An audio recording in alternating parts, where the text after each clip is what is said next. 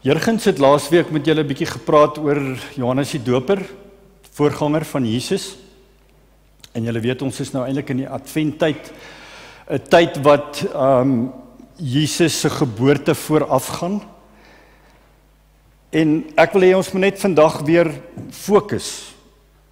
Ons fokus terugbring na Jesus toe. Jesus, ons redding.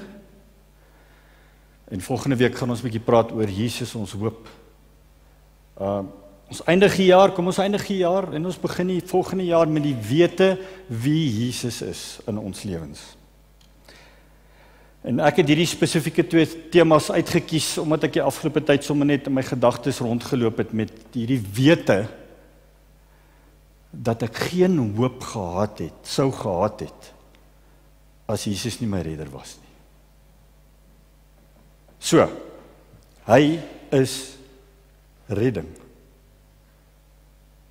Op jou sitplek het jy so 'n kaartjie ek dink julle het dit by die deure ontvang waarskynlik. So 'n kaartjie gekry waar daar staan Jesus is redding. En as daar enige iemand is vir wie jy die Here vertrou om in hierdie volgende seisoen, hier in Kerstyd, hier in hierdie maand, in die volgende paar maande, as jy enige iemand aan kan dink vir wie jy die Here vertrou dat hulle die Here Jesus sal ontmoet, gered sal word, tot bekering sal kom, skryf hulle naam daarop. Jy kan 'n skuilnaam gebruik as jy wil, want ons gaan op die ou end al daai kaartjies hier op hierdie bord vassteek. En ons gaan in die volgende paar weke bid vir al daai versoeke. Maar nou, dit gaan nie net oor 'n persoon dalk nie. Jy vertrou dalk die Here vir 'n radikale reddingspoging in jou besigheid. Of in jou huwelik. Of in jou familie. Of in jou finansies. Skryf dit neer. Julle het die hele dienstyd om daaroor te dink en te bid as jy wil en dit neer te skryf. En dan gaan ons aan die einde van die diens kan julle dit of in hierdie mandjie voorkom sit of in 'n mandjie wat daar by die deure is as jy uitstap, of jy kan dit self hier op die bord kom vassteek. Hier is 'n paar spelde. Wat dit is waarvoor jy ook al die Here vertrou.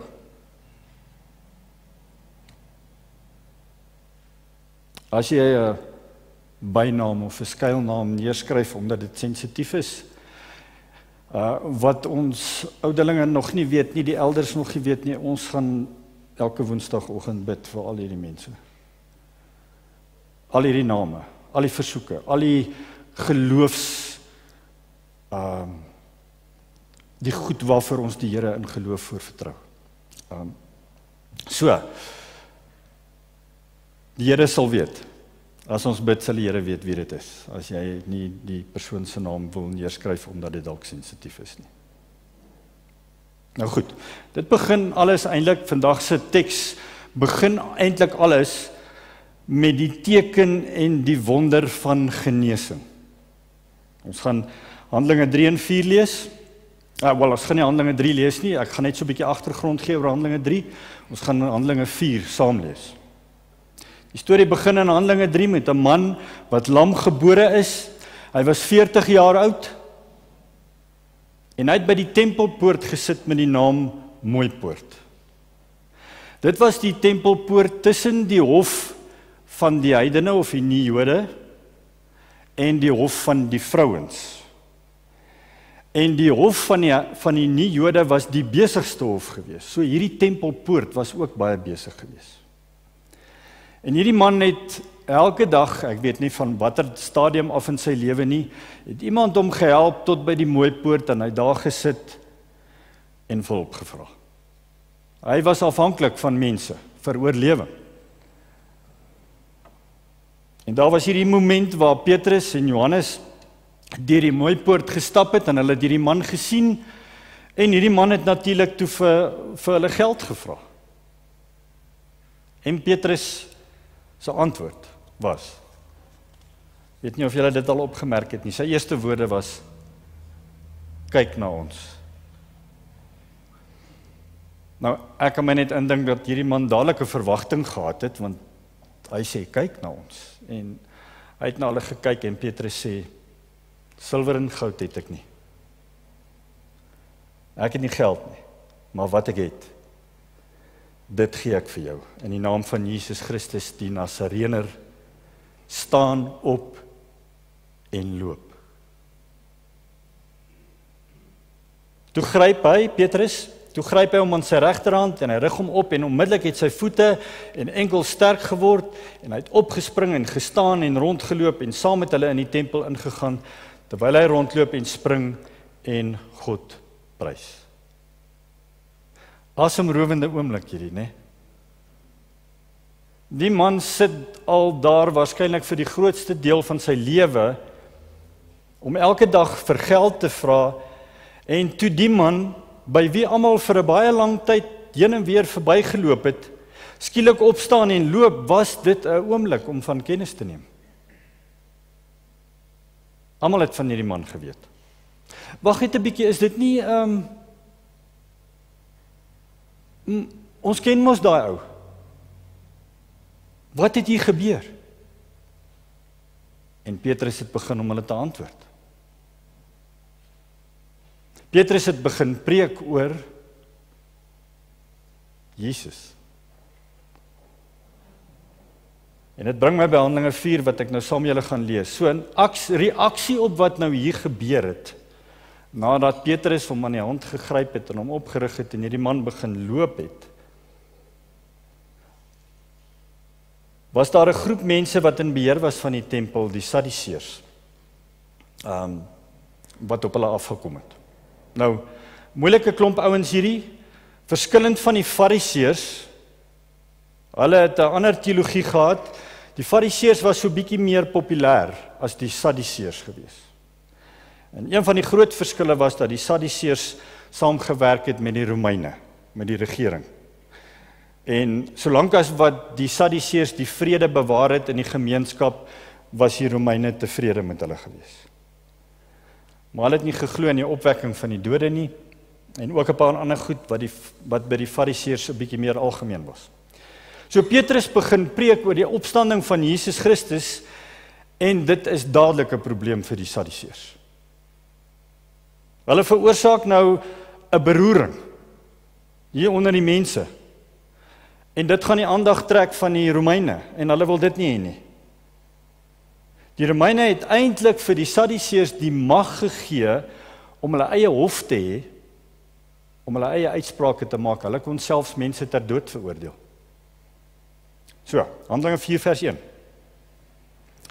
En terwyl hulle, dis nou Petrus en Johannes, besig was om met die volk te spreek, het die priesters en die hoofman van die tempel en die Sadduseërs op hulle afgekom, baie ontevrede dat hulle die volk leer en in Jesus die opstanding uit die dode verkondig. En hulle het die hande aan hulle geslaan en hulle in die gevangenis gesit tot die volgende môre toe, want dit was al aand. En baie van die wat die woord gehoor het geglo, en die getal van die manne het omtrent 5000 geword. Daar was 'n groot oproer. So hier was hierdie radikale wonderwerk gewees, en Petrus en Johannes was nog besig om te preek. Hulle praat oor Jesus, opstanding uit die dood, sy opstanding uit die dood, en die Sadduseërs laat hulle gevange neem, bring hulle voor die hof, hulle hof natuurlik, nê? En hulle gaan hulle verhoor. En hulle gaan hulle oordeel volgens die skrif wat hulle ken, Deuteronomium 13. Bietjie agtergrond, daar staan dat as 'n profeet kom en 'n teken of 'n wonder doen en iemand gesond maak, en die Sadduseërs dink dat dit hierdie persoon nou verder af gaan wegvat van God, van Jahwe af, dan is daar 'n probleem. Daar's nou 'n wonderwerk wat jy beleef het, maar dit vat jou nie na God toe, dit vat jou weg van God af. En die Sadduseërs het gesien, hier's rede om in tussen beide te tree. Want Petrus het Jesus verkondig. Hulle het waarskynlik self maar 'n bietjie geworstel met hierdie saak, onsekerhede, maar hulle besluit, hulle sit hulle in die tronk. Hulle word gevange geneem, in die tronk gegooi. Ongeag daarvan is daar mense besig om gered te word as gevolg van dit wat Petrus al reeds gepreek het. So die woord wat in Handelinge 3 gepreek is die saad wat reeds gesaai is. En dit het gemaak dat mense gered word, terwyl hulle in die tronk is. Baie mense het in Jesus begin glo. Handelinge 4 vers 5. Die volgende dag kom toe hulle owerstes en ouderlinge en die skrifgeleerdes in Jerusalem bymekaar. Dit was nou hulle Hooggeregshof, nê, die synode, die Sanhedrin. Ook Annas, die hoëpriester, en Caiaphas en Johannes en Alexander en almal wat van die hoëpriesterlike familie was, en toe hulle hul voortgebring het, vra hulle, deur watter mag en deur watter naam het julle dit gedoen? So hulle groot probleem was, wie het vir julle hierdie autoriteit gegee om dit te doen? Hoe doen julle dit? In wie se naam doen julle dit? Vers 8. Daarop sê Petrus, wat vervul is met die Heilige Gees. Daarop sê Petrus, vervul met die Heilige Gees aan hulle. Onthou, Jesus het vir sy disippels voorheen al gesê, ons lees dit in Matteus 10 vers 18, hy het gesê, en ook voor goewerneurs en konings sal julle gebring word om my ontwil tot 'n getuienis vir hulle en vir die heidene. Maar wanneer hulle julle oorlewer, moenie kwel oor hoe of wat julle sal spreek nie.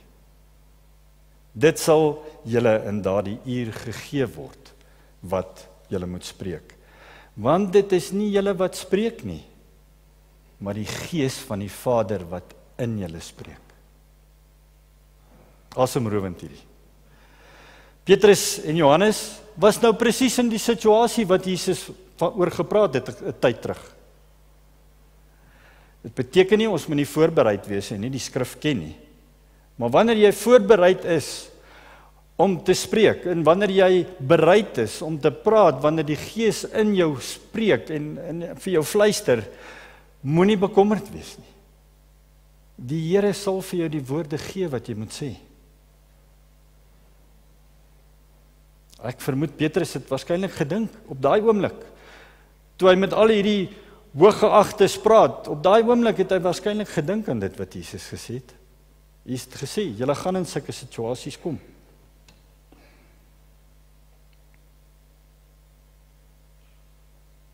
Daarop sê hy, vervul met die Heilige Gees, owerstes van die volk en ouderlinge van Israel.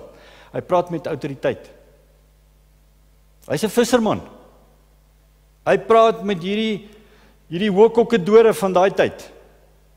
Hy sê nie, agbare leiers en liewe hooggeagtes nie. Owerstes van die volk en ouderlinge van Israel, sê hy.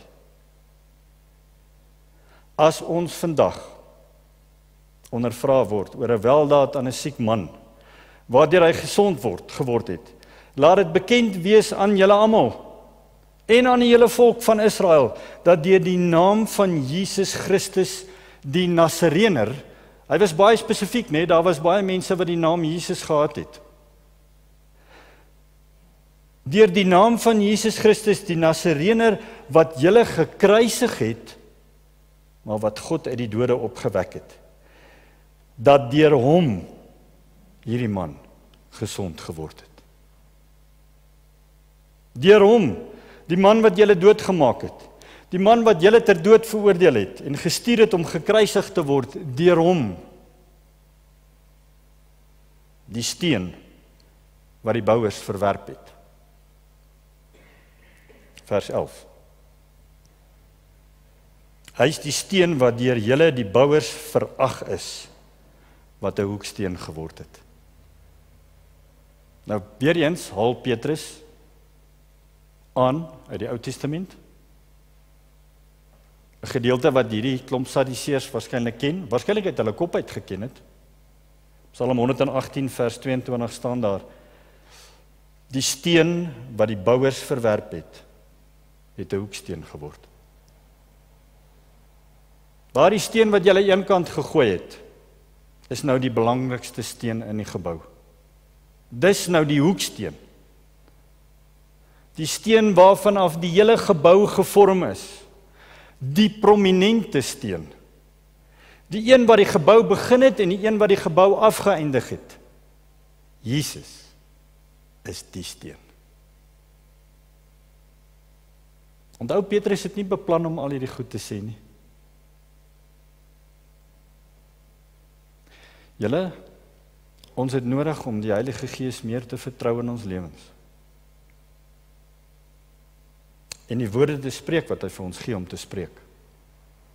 En nie te twyfel oor daai gedagtes wat jy kry om iemand te bedien met 'n woord nie. Of selfs om iemand tereg te wys nie. Die tye waarin ons lewe, het ons die stem van die Heilige Gees nodig om te oorleef.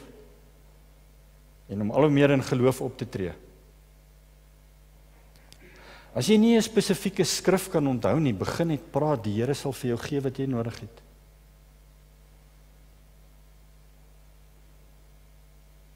Woorde wat mense kan verstaan, en wat hulle sal bedien.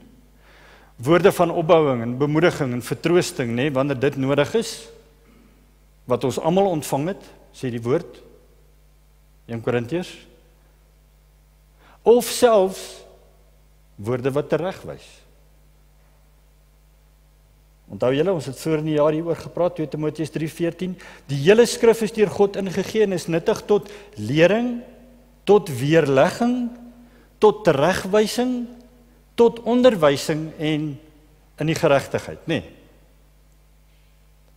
Maar ons moet gehoorsaam wees. En hierdie klomp Sadduseërs en skrifgeleerdes en ouderlinge, hulle het geweet wat in Psalm 118 staan. Hulle het dit verstaan. Hulle het dit gememoriseer. Hulle kon dit waarskynlik aanhaal. Die steen wat die bouers verwerp het 'n hoeksteen geword. En tog dink ek nie hulle dit regtig verstaan nie. Maar hulle het dit skielik besef. Handelinge 4 vers 12. En die saligheid, ons redding, die saligheid is, dit is nou Petrus wat praat, nee? En die saligheid is in niemand anders nie, want daar is ook geen ander naam onder die hemel wat onder die mense gegee is, waardeur ons gered moet word nie. Baie interessant. 'n man is genees van sy krankheid, maar Petrus praat hier van redding. So dit begin met 'n liggaamlike genesing, en nou praat Petrus oor ons redding. Die Griekse woord wat gebruik word vir salvation, soteria, beteken om gered te word. Dit beteken om uit 'n baie gevaarlike posisie uit weggeneem te word en in 'n veilige plek geplaas te word.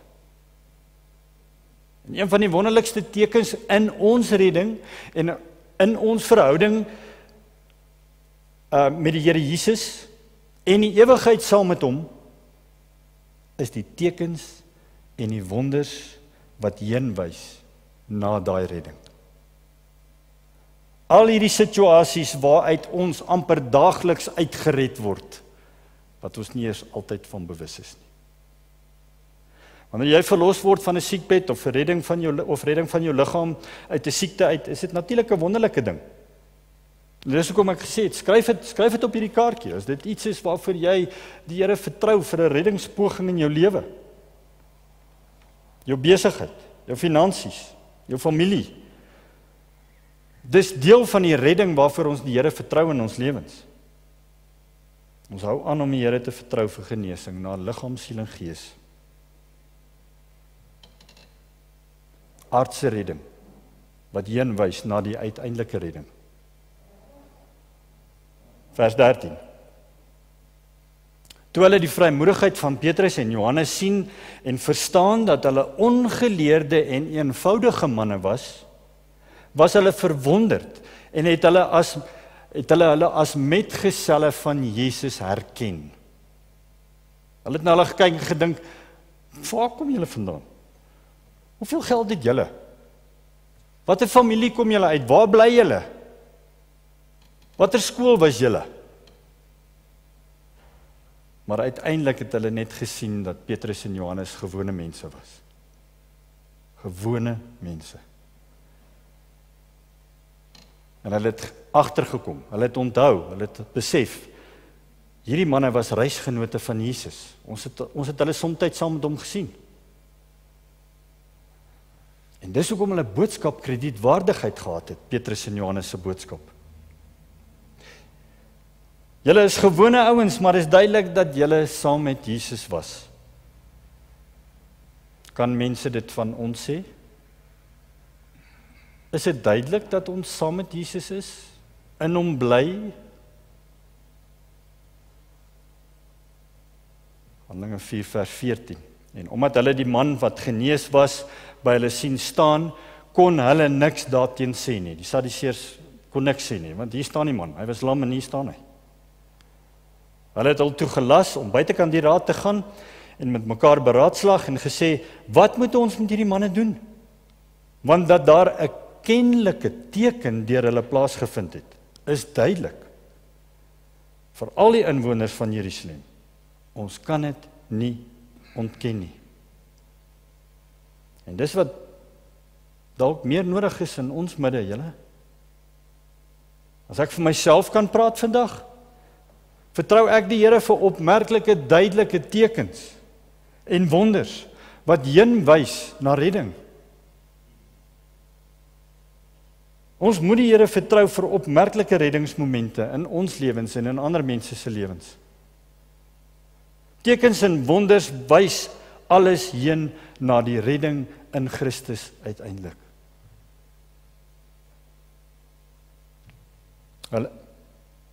Die manne sê, ons kan dit nie ontken nie, vers 17, maar dat dit nie nog meer onder die volk versprei word nie. Laat ons hulle dreig om nie meer in hierdie naam met enige mens te spreek nie. Hulle was bang vir hierdie naam. Want hierdie naam was besig om hulle teologiese paradigma deurmekaar te krap. Hierdie naam is besig om oproer te veroorsaak. Nie net onder die nie Jode nie, maar ook in die stad in Jerusalem. En hulle het ongemaklik geraak, want die Romeine kan nie opdaag, wat gaan gebeur? Vers 18. En hulle het al geroep en hulle bevel gegee om in die geheel nie in die naam van Jesus te spreek of te leer nie. En toe antwoord Petrus.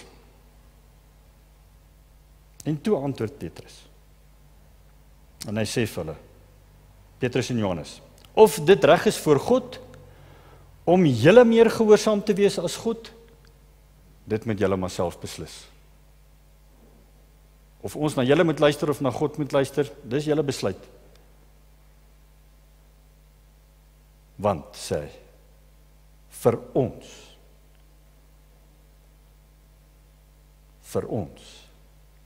is dit onmoontlik om nie te spreek oor wat ons gesien en gehoor het nie.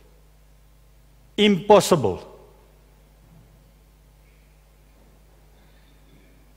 Wow.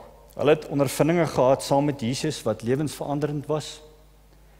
Hulle kon nie anders nie, selfs wanneer hulle gedreig word. Ons moet die Here vertrou vir hierdie momente in ons lewens. Vir meer momente in ons lewens wat dit vir ons onmoontlik maak om stil te bly. Ons het klaar genoeg rede om nie stil te bly nie.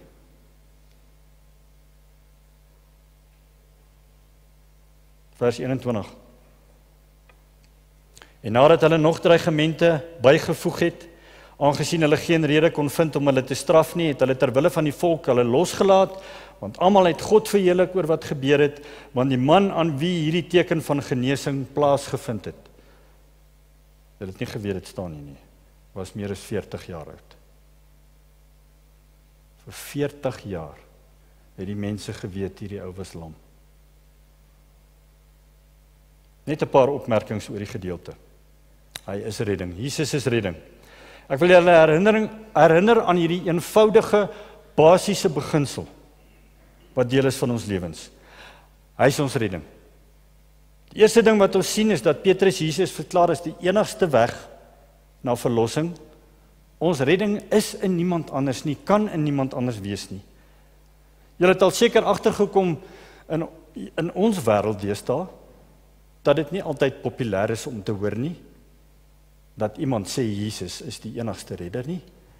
En in hulle tyd was dit ook nie populêr nie.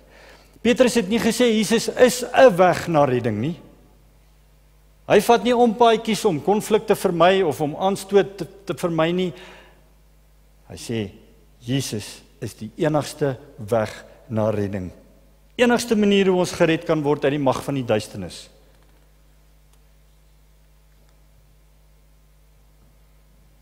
Daar's nie redding in enigiets of enigiemand anders nie. Nie in ons werke nie, nie in ons pogings nie, nie in ons prestasies vir God nie, net deur ons geloof in Jesus die Here. Ek kan myself nie red nie. Jy kan jouself ook nie red nie. Dit is nie moontlik nie. Net die naam van Jesus red. Ek weet julle weet dit, maar ons moet daaraan herinner word. Daar's geen ander hemel nie, daar's geen ander autoriteit nie, wat die reg het, wat die reg gee om gered te word nie. Geen ander manier nie. My gebed vir oggend is dat ons weer die reddende persoon van Jesus sal omhels en hom nooit sal los nie. Daar's geen ander autoriteit nie. Jy kan dalk glo dat almal gered is of gered gaan word. Jy kan dalk selfs glo dat daar meer as een weg is na die hemel. Jy kan dalk glo dat as jy al die godsdienste en gelowe bymekaar sit, kan jy een of ander supergeloof stig. Maar dis nie wat die Bybel ons leer nie. Daar's geen redding in enige iemand anders of enige iets anders as Jesus nie. Wanneer jy in die moeilikheid is, hardloop na Jesus toe. Wanneer jy redding nodig het, hou vas aan hom. Daar's geen ander naam nie.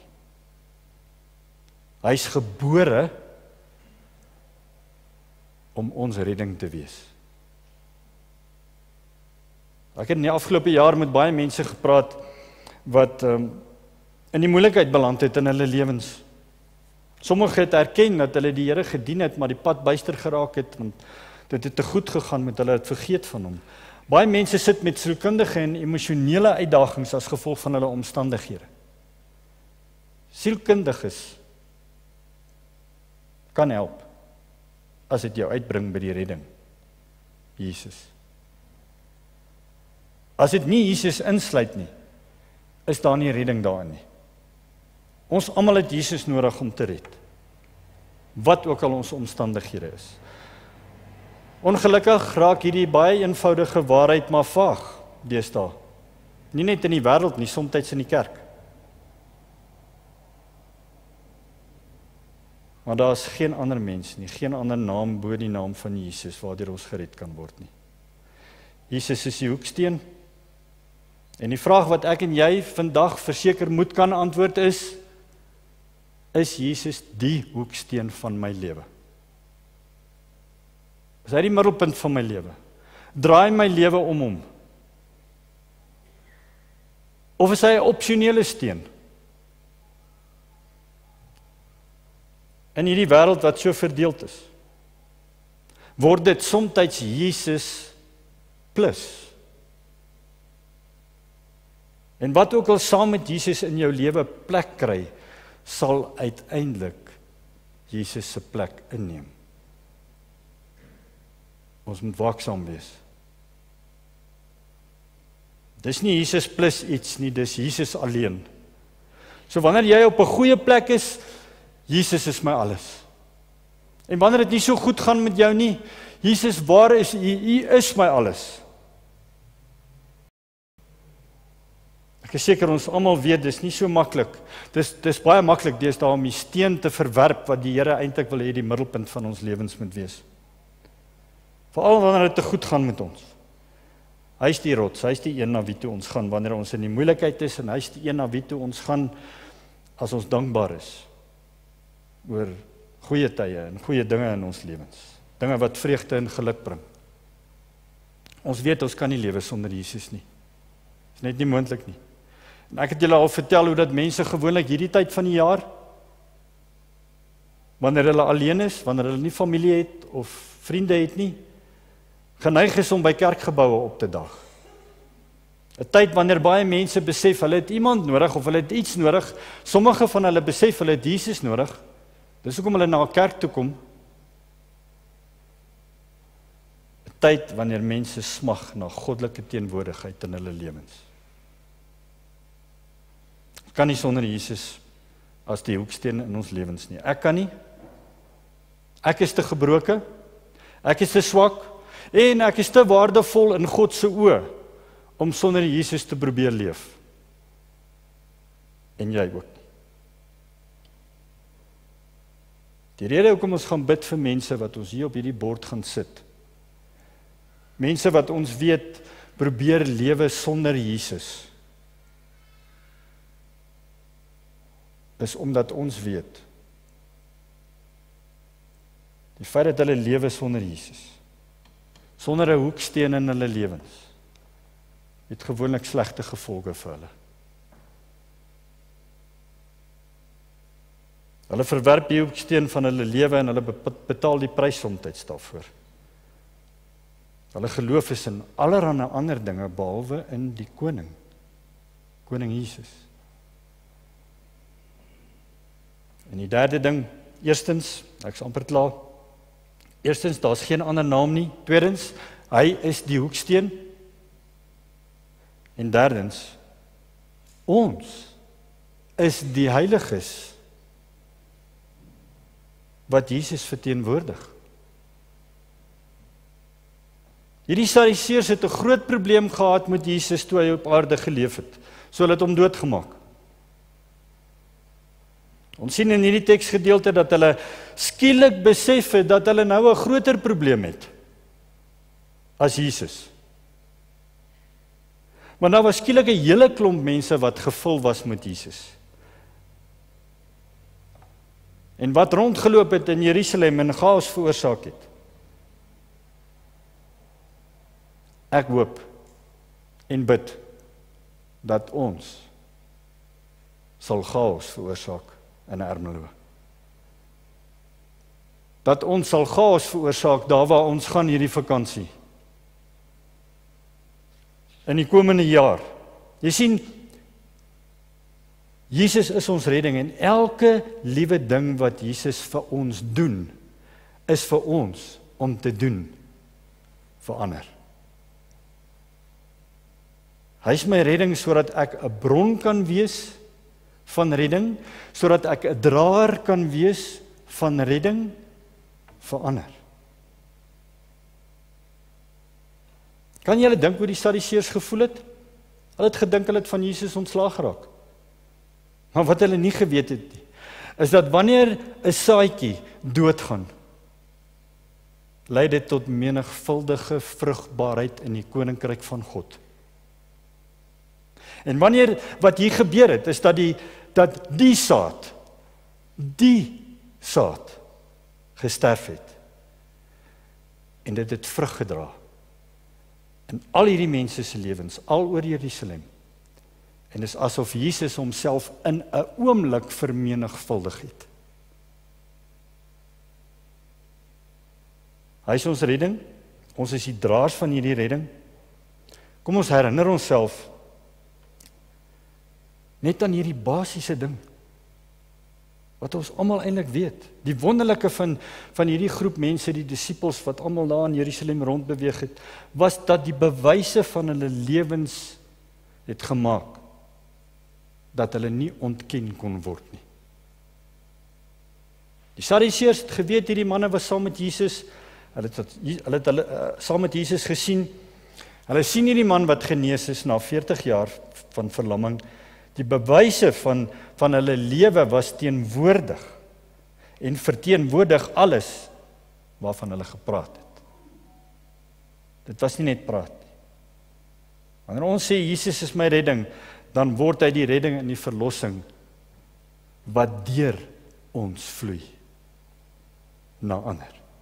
Nie net redding vir ons nie, maar redding deur ons. Enigste Jesus wat mense om jou dalk sal sien, is die Jesus wat ek en jy na hulle toe bring. In hierdie Kersseisoen gaan ons tussen familie wees, tussen vriende wees, tussen vreemdelinge wees. Ons gaan op verskillende plekke kom, verskillende vakansiedestinasies dalk. Ons het nodig om Jesus te wees, die Jesus wat baie mense nie ken nie en wat baie mense nodig het. Deur dit wat ons lewe getuig en die intimiteit van ons verhouding met Jesus wat sigbaar is. Die leiers was verstom oor hierdie twee gewone mense wat die moed gehad het om die leierskap aan te vat. Moed wat geopenbaar word op 'n spesifieke moment. Luister mooi wat ek nou gaan sê. Moed wat geopenbaar word op 'n spesifieke moment is die verskil tussen die oomblik wat gebeur of nie gebeur nie.